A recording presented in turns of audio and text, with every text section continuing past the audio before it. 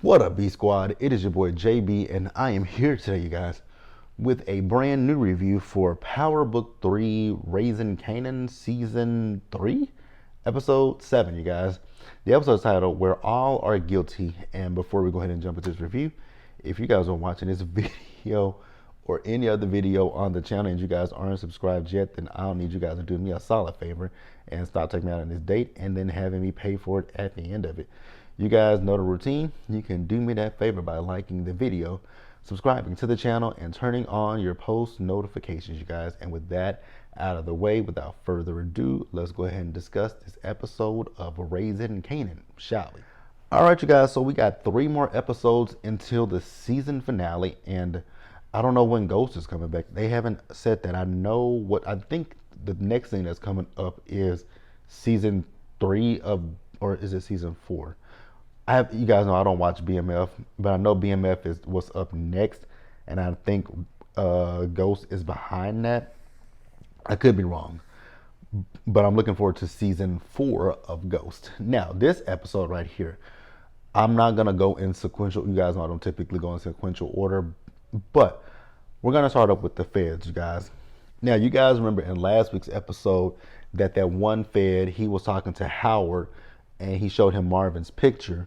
So this week he's trying, he's gotten a little bit of information about Marvin, but it's not a lot of information because I feel like at this point, what the feds are trying to do is they're trying to link Marvin to the Queens, the Jamaica projects, as well as the Baisley. And so he's asking Howard, what is he, hearing from the streets? And Howard was like, I'm willing to help you, but I need you to let me know what direction you're headed in. And so the Fed is telling him, like, at this point it's still on a need to know basis, and we got so many investigations going that I can't tell you what's going on. And so Howard was like, well, I'm up for that position in NARC, right? And he was like, okay, if you up for that position and you get it, then I'll put my pants down for you myself. And I was like, wow, that's a very strange analogy, sir, but okay. And so Howard was like, he saw another detective. His name is Ping. He said, you might want to talk to Ping because Ping know that area because he saw Scrap's mom come in. So Howard went to go intercept Scrap's mom and Ping. And he was like, hey, they want to talk to you down there. He was like, now? He was like, yeah. He's like, I'll handle this right here. I got this. So Ping told her, hey, this is Detective Howard, my partner. He's going to talk to you and he'll let me know everything that you said, right? So Howard and Scrap's mom, they're having a conversation with each other. And at first she was very reluctant to have the conversation with him. But then she ultimately told him that her son didn't take himself out, that she had talked to Lou Thomas, and Lou basically confirmed to her that he was there when her son was taken out. But then she let him know, he did sound like he had a few to drink. And Howard was like, well, ma'am, that's not something that's going to really help you because a drunk man telling you something, I can't use that in court. But he told her, at this point, you don't tell anybody else about this. And like, nobody. It just stays between me and you. And then we see Howard. So Howard met up with Rock. And Howard told Rock, like, hey, your brother out here doing some dumb shit. Like, Scrap's mom came down to the station and she's telling me what your brother said. And Rock was like, I'll handle that. And then Rock, he's mad at Rock, and Rock was like, I can blow your shit up at any time if I want to. And I was like, exactly. I mean, you got more, Rock has more on you, Howard, than you do on her. Yeah, she a drug dealer, but if she cannot do that to anybody that's not in the family. Tell them that Kanan is your son. Because if the streets find out, then they're going to find out that she was an informant against, was she an informant against DEFCON? Whatever. Never mind. So yeah, she definitely can't do that. So she did ask him, what does the task force have? And he says they don't have anything. And I was like, why aren't you telling her that they're looking at her brother? Like, but I was kind of confused by that. Like, I didn't understand why he didn't say that. But neither here nor there. Then we moved back over to the police station. So Bert's dad was there picking up her remains from the station, and I was just in there looking at Howard like, I mean, my God. I just know for me personally, if I did what Howard did to that woman, I wouldn't be able to look at her mama, her daddy, her girlfriend, nobody that's involved with that woman. I wouldn't be able to look at them with a straight face. But he's looking at her daddy and telling her daddy that if he needs anything to let him know. I was like, dude, you literally unalived his daughter. But I mean, hey, stranger things have happened. Very odd, but uh, interesting, right? But yeah, that's that. And then after that, we see Howard. So Howard got called into the office by the big boss, and unofficially, Howard has the position in Narcs, but they have to go through some checks and balances before they can officially say that he has the job. And I was like, okay, don't really care. Somebody is moving something, and it is just very loud.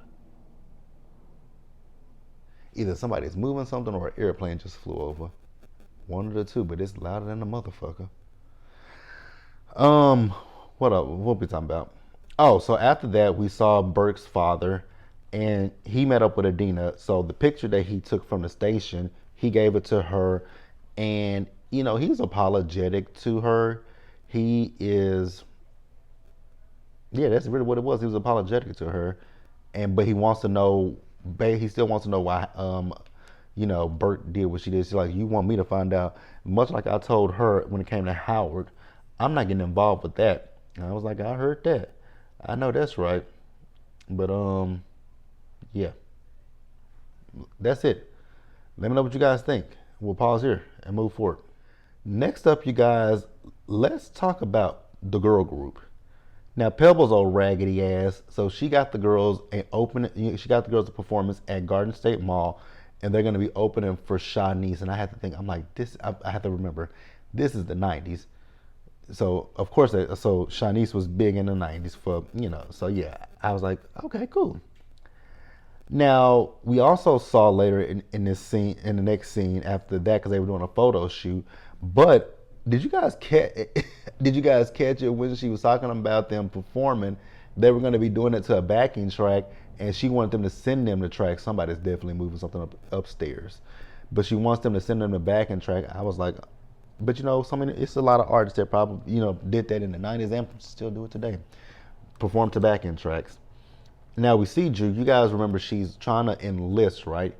And now I guess she's passed everything. So at this point, they're just trying to look for placement for Juke.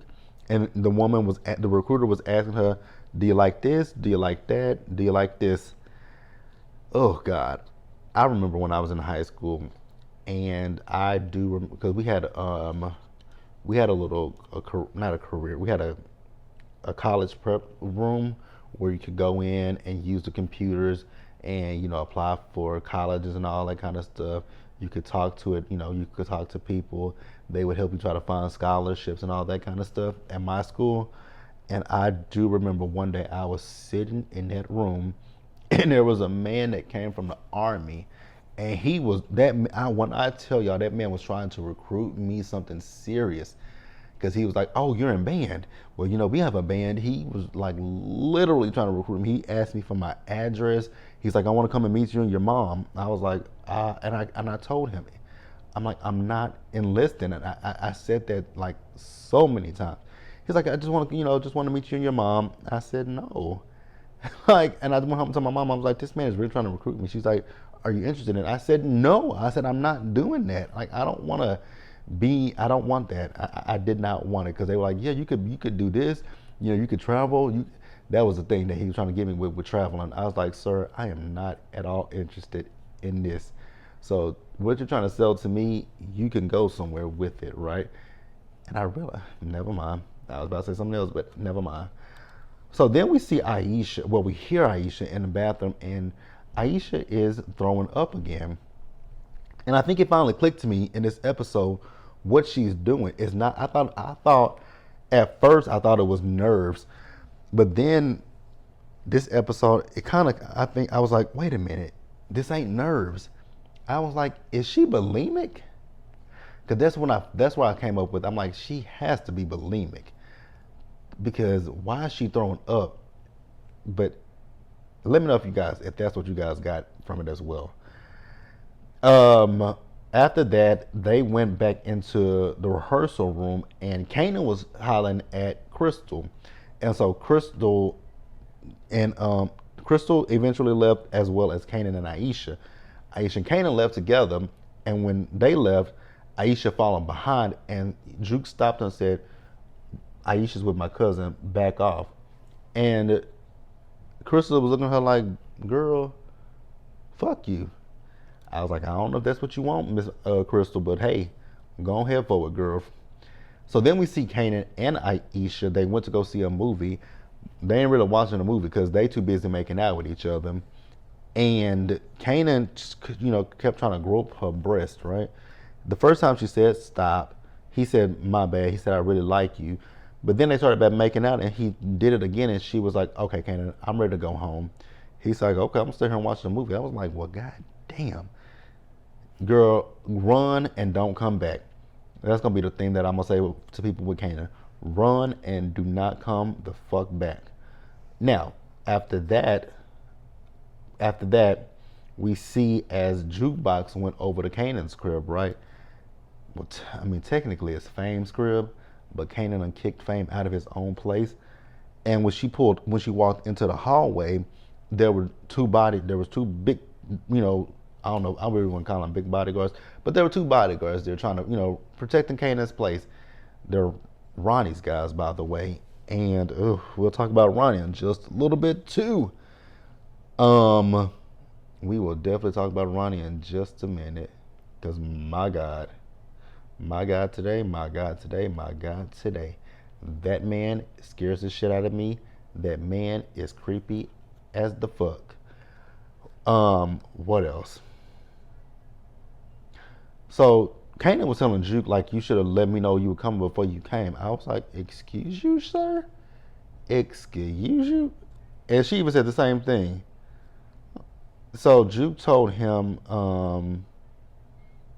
she's basically going off on him about hanging out with the likes of the Black Michael Myers, Snaps, and Pop. It's interesting. It's interesting. It's interesting. It's interesting. But she really came over there to check him about that Aisha thing. And he was like, "Maybe she's more your speed." I was like, "Oh my God." You guys, I'm going to try my hardest not to talk about that accent because it grates. It's grating and it's infuriating and it's frustrating as fuck to hear. So at the end of it, with them, we see Kanan. He went over to Crystal's crib. I was like, "Oh, you going over here to holler at Crystal? Kanan ain't shit." Because last season, you was talking to old girl, but then ended up having sex with her mama. Kanan, you a piece of shit. Let's pause here and move forward, you guys. Now, you guys, the beginning of the episode. The Black Michael Myers, him and his goons, they went to Paul's crib and beat Paul up and took Paul out of his apartment and took Paul down to Kanan's apartment.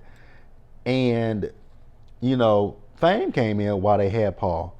Paul was like, because Kanan was like, "They don't like the fact that you talking about calling the cops." And, Paul was like, "I was just bluffing. Like, I wasn't going to call the cops." And, the Black Michael Myers like, "That's even worse." I was like, "Oh, will somebody just take him the fuck down?" That man scares the shit out of me. And then what I'm really baffled about is the fact that once again, Kanan has kicked Fame out of his own apartment. I was like, how the hell do you kick somebody out of their apartment that's in their name? I just don't understand it. Now, Fame was packing his stuff up, right? And he went and got a gun and put it in his bag. As he was getting ready to walk out, in walks the Black Michael Myers and Kanan.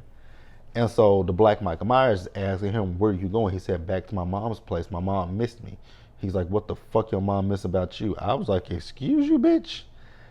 And Fame was like, "You would have to ask her. I'm her son." He's like, "I'm my mother's son and she don't miss me." I said, "I can see why she don't miss you. I wouldn't miss you either. I wouldn't even want you to." They say Ronnie, they be like, "Girl, Ronnie got out of prison." Girl, who? Your son Ronnie. Girl, what? Your son Ronnie. Who the fuck is a Ronnie? Your son, girl. I ain't got no son named Ronnie. Girl, where's he at? Where's he standing at? Oh, he's standing around. He's standing around what? He's standing where? With who?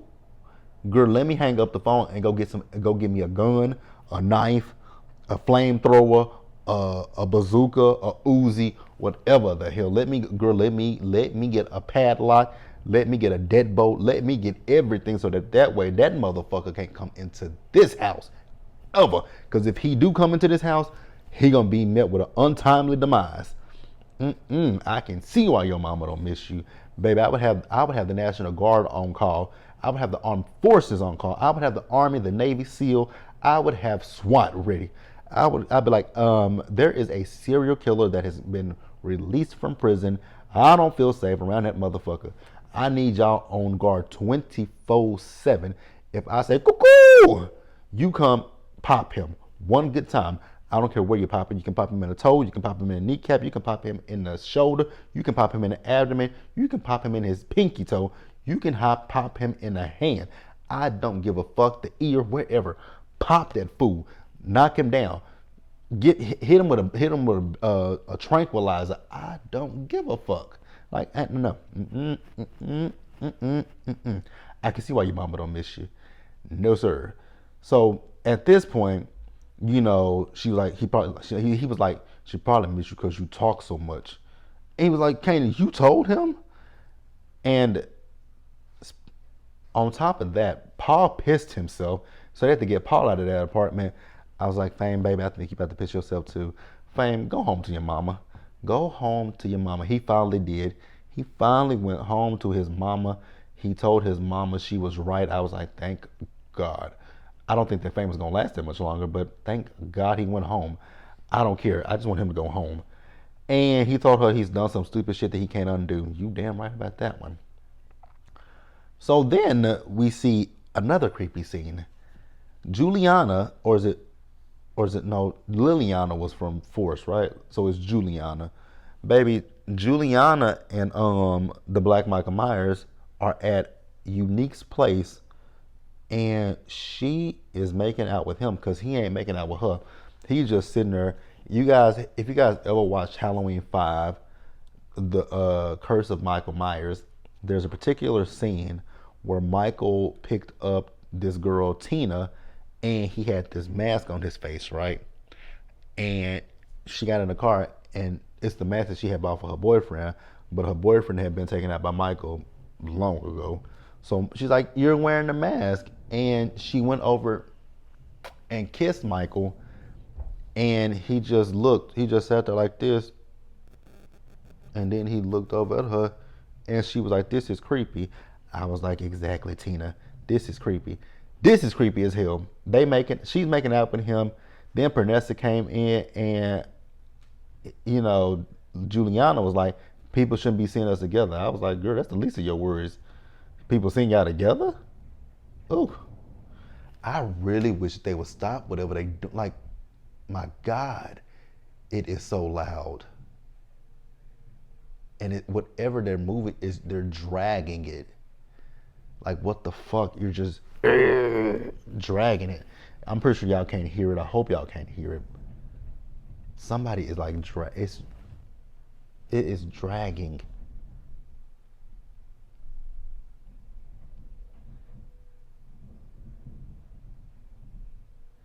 I don't know if it's her or if it's up there. I don't know where the fuck it's coming from.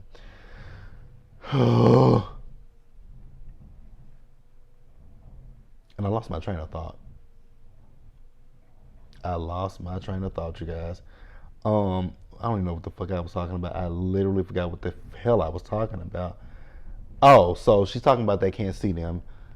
Anybody can't see them together. And then we see this crazy fool. He done followed Pernessa to her mama's house. I was like, girl, where's that gun at that you had that you pulled on Rock? This is the motherfucker that you need to shoot. This is who you should have pulled that gun on. Baby, we gonna pray for Pernessa. We gonna say a prayer for Pernessa. My God, I wish it was, my God. Let's pause here and wrap up this episode. You guys, so you guys remember that guy that Unique met, that was the conduit with Stefano. Well, Rock is meeting up with him, right? And she's telling him that she'll be taking Neek's place. And he'll like, on that note, I'ma pass. And I was like, oh, you gonna pass, huh? Is it because she's black? Is it because she's a woman? Or is it because of both, right? That's where I was coming from. Like, is that where we going? Is that where we coming from, sir? Is that where we're coming from? But neither here nor there, right? But Rock was like, because he was talking about how, he can't build business and all this kind of stuff. And Rock was like, I got it. Like I've done it before and I can do it again. And he was like, you know what? I'll give you a chance, right? And if you fail, then it's a wrap. And she was like, okay, cool. So then we see Marvin. So Marvin went to go see his boy Gerald, and oh my God, I felt so bad in this scene. So Marvin walked up and saw, I didn't know what was going on. I was looking, I was like, but you could see the back seat. There were two people in the back seat. It was Gerald's daughters. I was like, well, I'd be damned. So he asked the little girls how long had they been out there. They didn't say. They said that their dad told them they just to stay out there and he'd come back and get them. So he went to the door, knocked on the door, and Gerald comes to the door. And when Gerald, you can see Gerald's arms, and his arms were red. I mean, bloodshot red, right? Where he had been poking himself with a needle. I'm like, God damn, Gerald. So then we see Marvin, and Marvin is, he's doing for the girls. He gave one of the little girls a cookie and told her to go share it with her sister, right? And so he's talking to Gerald. We also find out from Gerald, because he was like, where's their mother? Child, now it sounds like somebody got a damn saw. Like, what the fuck? It literally sounds like somebody is drilling something. A saw. Okay, never mind. What was I saying? So Marvin asked him where was the girl's mother. He doesn't know where she is. Coincidentally, the girl's mother is the one that got him addicted to drugs. I was like, oh, ain't that terrible? He ain't got no family that he can count on because he's stolen from the family. I was like, damn, that's fucked up, sir. I ain't never been around a drug addict before, but I know that that's things that typically happens, right? That they steal from their loved ones, and I mean it's terrible. So we see Lou. Lou is at the studio and he's listening to Fame's song, and once again Lou is at the bottom of the bottle. I was like, come on, Lou, let's kick this, Lou. Let's kick this habit, Lou. Child, one person is drilling, then somebody. Never mind. I'm irritated. Yeah, he's at the studio listening to Fame's song, and Shirley came down talking about she liked the song. I was like, girl, you like that song? You like that? Okay, girl. Okay, cool. So we see Marvin and Rock. So Marvin, you guys remember also the cousin at the Chinese restaurant that he couldn't stand. Rock and Marvin are going there to have a conversation with them about the business. Marvin and Lou, not Marvin and Lou, Marvin and Rock also talked about the situation with Lou talking to Scrap's mom, and Rock wants it to be handled before it gets out of hand, right? And Marvin told her he's on it. So Rock and Marvin went into the Chinese restaurant. They're talking to the people who work there. So come to find out, they don't own it, they just manage it. And at this point, they don't want any parts of it. But Rock's whole thing is she wants to grow the business and she wants to expand. She can't just do everything from that one particular restaurant. And they were like, well, we don't run it. We just manage it. The owner, so she was like, who's the owner? He was like, my uncle, he's right over there eating number 37. And Lou was like, not Lou. Why do I keep wanting to say Lou? Marvin said he liked the number 37. So we see Marvin and Rock. They're talking to the uncle. The uncle wants, and he's cool with it, but he wants a percentage of the business. And so Rock was like, okay, I'll double back. I need you to show me. I need to see your other restaurants, and then if I, like what I see, then I'll double back. So he gave them a list of the restaurants. We see Rock as she went to go see each restaurant, and every one of them business was booming. It's just this one that's ain't got no business, ain't got no traffic, right? So then we see Marvin, and he went to the studio and pulled up on Lou, and he's telling Lou, like, if you want to take yourself down, motherfucker, you do it, but don't drag the rest of us in it, right? And so Lou was like, that sounds like some rock shit right there. Marvin said, hell nah, motherfucker. You the one that went to Scrap's mama and made a drunken confession to her. And Lou was like, I don't remember that. And Marvel was like, motherfucker, the reason that you don't remember is because you drinking right now. Like, that's what the fuck it is. So, Rock, like I said, she was watching as she was looking at people at the other Chinese restaurant. So then she went to this company that is, they actually at one. I know in one scene, she saw as they was making a delivery. So she went to the company to ask them, "What do you provide to the restaurant?" And so the woman was like, "Tables, this, and this and that." And then the man came and asked her, "What are you asking for?" She's like, I might be going into the restaurant business. He said, well, I only deal with Chinese restaurants. She said, I look like I can't own a Chinese restaurant. I was like, hey, you right about that one, sis. You right about that one. So after that, you guys, where we at? So after that, we see as Lou the mama. She went down to the club where Lou was, right? With her hand out, asking for money because Marvin told her about the club, and she was like, I heard this is your club. He's like, this is all I got. She's like, this is all you got, but this is your club. I was like, lady, you're begging him for money, not the other way around. How you gonna sit here and say, oh, I heard you making this and this, and I heard this is your club, but this is all you got? Do you want it or not, sis? Because if you don't, I can easily take this money right off this table and say, fuck you. Like, it's just that easy. Like, I was looking at that woman like, lady, you got your motherfucking nerves, right? You got your last fucking nerve. So then after that, and this is the scene that kind of took me out, you guys, because I hollered at this scene. Remember that Rock told Marvin that she wants the situation with Scrap's mama handled, right?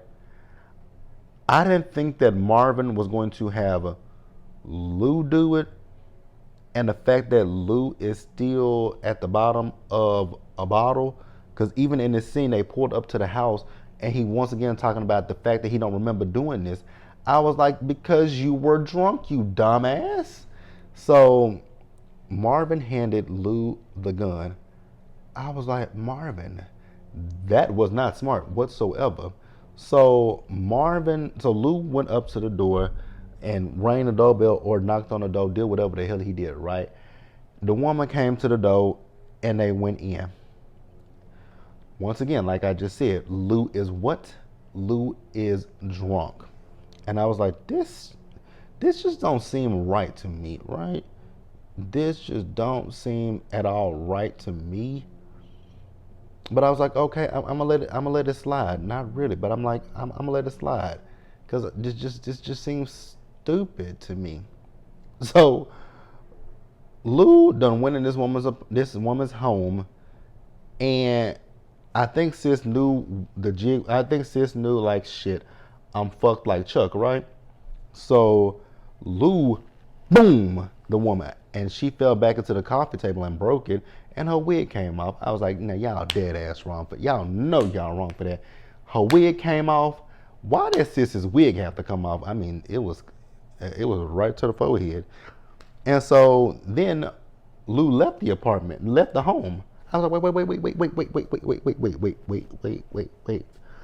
a minute. And he touched the door. I was like, wait a minute. Did he leave the gun? I was just confused because I know he shot her once, but then he fired off another shot. I was like, did Lou take himself out? I was like, is he that drunk that he took himself out? But no, he came out the door. I was like, your fingerprints, number one, your fingerprints on that doorknob, sir. Number two, you didn't have a silencer, so it was a loud boom. So everybody in the neighborhood could have heard that. And he just walked out like nothing happened. I was like, say what now? And then just left her body there. I was like, so wait a minute, we just gonna leave this woman here bleeding out and her wig is knocked off her scalp? I was like, okay. all right, I guess. Oh, you guys, there's something else that I forgot, I left out earlier. So, and it can tie in right here perfectly. Now, remember when I told you guys about Jukebox, right? And the fact that she went over to the apartment and she saw the Black Michael Myers and his goons. Well, she went to Rock to let Rock know, like, hey, Kanan is, I don't know what he's doing, but I do know that somehow he's involved with Bonnie and Clyde.